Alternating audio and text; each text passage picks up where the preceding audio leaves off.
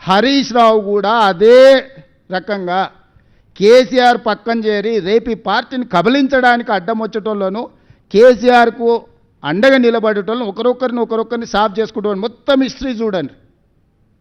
పోయిన వాళ్ళందరూ కేసీఆర్కు లాయల్గా ఉన్న వాళ్ళే బయటికి పోయారు.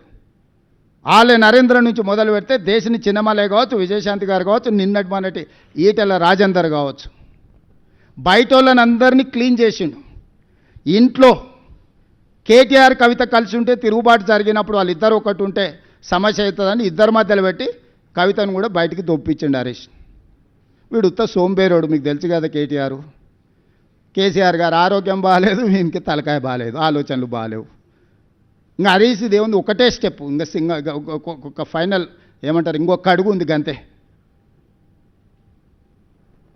వెనకటికి కోతుల పంచాయతీ పిల్లి తీర్చింది అన్నట్టు ఈ రెండు కోతులు కొట్లాడుకుంటే ఆశ పంపకాల మొత్తం రొట్టె అటు కొంచెం ఇటు కొంచెం మొత్తం తినడానికి హరీష్ మొత్తం సిద్ధం చేసుకొని పెట్టుకున్నాడు. వీళ్ళ తెలంగాణ రాష్ట్రాన్ని కాపాడేది, వీళ్ళ తెలంగాణ రాష్ట్రానికి ప్రతినిధులు, వీళ్ళ ఈ నగరానికి భద్రత కల్పించేది, వీళ్ళ ఈ నగరాన్ని అభివృద్ధి చేసేది, వీళ్ళ సమన్వయము, ఈ బ్యాడ్ బ్రదర్స్ సమన్వయము మెట్రో ఆపడానికి, మూసీ ఆపడానికి, రీజనల్ రింగ్ రోడ్ ఆపడానికి, రేడియల్ రోడ్స్ ఆపడానికి, ఫ్యూచర్ సిటీని ఆపడానికి, వరంగల్ ఎయిర్పోర్టును ఆపడానికి, ఆదిలాబాద్ ఎయిర్పోర్టును ఆపడానికి, వీటిని ఆపించడానికి బ్యాడ్ బ్రదర్స్ కోఆర్డినేషన్ ఏంది? అభివృద్ధి చేయడానికి సహకరించండి. ఈరోజు ప్రభుత్వం వచ్చింది, ప్రజలు ఎన్నుకున్న ప్రభుత్వం ఇది. మేమేం మీ ఆస్తి అడగడం లేదు కదా. ఈ కక్ష ఏంది? అందుకే విఘ్నత కలిగిన జూబ్లీహిల్స్ నియోజకవర్గ ఓటర్లను నేను విజ్ఞప్తి చేస్తున్నా, మీ సమస్యల్ని నగర అభివృద్ధిని చేసే బాధ్యత నాది. 10 సంవత్సరాలు అండగా నిలబడని. 10 సంవత్సరాలు 1994 నుంచి 2004 వరకు చంద్రబాబు నాయుడు గారికి తెలుగుదేశంకి అండగా నిలబడ్డారు. మనం కళ్ళతోనే అభివృద్ధి చూసినాం.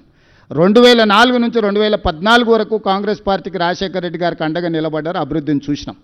2014 నుంచి 2024 వరకు మోడీ కేసీఆర్కి అండగా నిలబడ్డారు, విధ్వంసాన్ని చూసినాం. ఈ 2024 నుంచి 2034 వరకు 10 సంవత్సరాలు జంట నగరాల ప్రజలు మాకు అండగా నిలబడండి, అభివృద్ధి చేసి చూపిస్తాము, మెట్రో పూర్తి చేస్తాం, మూసీ నది ప్రక్షాళన చేస్తాము, హైదరాబాద్కు గోదావరి జలాలను ఇంకా అదనంగా తీసుకొస్తాం, ఫ్యూచర్ సిటీని నిర్మిస్తాం, రేడియల్ రోడ్డును నిర్మిస్తాము, రీజనల్ రింగ్ రోడ్డును నిర్మిస్తాము, మచిలీపట్నం పోర్టుకు రోడ్లు వేస్తాము, శ్రీశైలానికి ఎలివేటర్ కారిడార్తో పాటు గ్రీన్ఫీల్డ్ హైవేస్ నిర్మిస్తాము,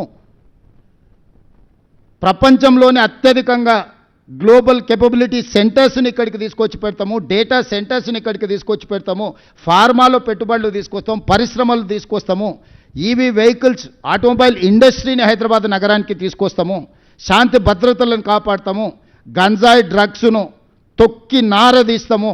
ఇవాళ మనం ఎంత కష్టపడ్డా మన పిల్లలు స్కూల్కి పోయి గంజాయి చాక్లెట్లు తినే పరిస్థితి వచ్చిందంటే ఎంత ఆందోళనకరమైన పరిస్థితి ఉంది నగరంలో.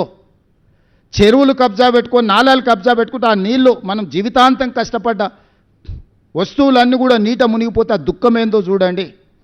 నాలాలు చెరువులు కబ్జాలు పెట్టుకున్న వాళ్ళు 10ల మీద ఉంటే వాళ్ళ కబ్జాల వల్ల మునిగేటోళ్ళు వేలాది కుటుంబాలు ఉన్నాయి.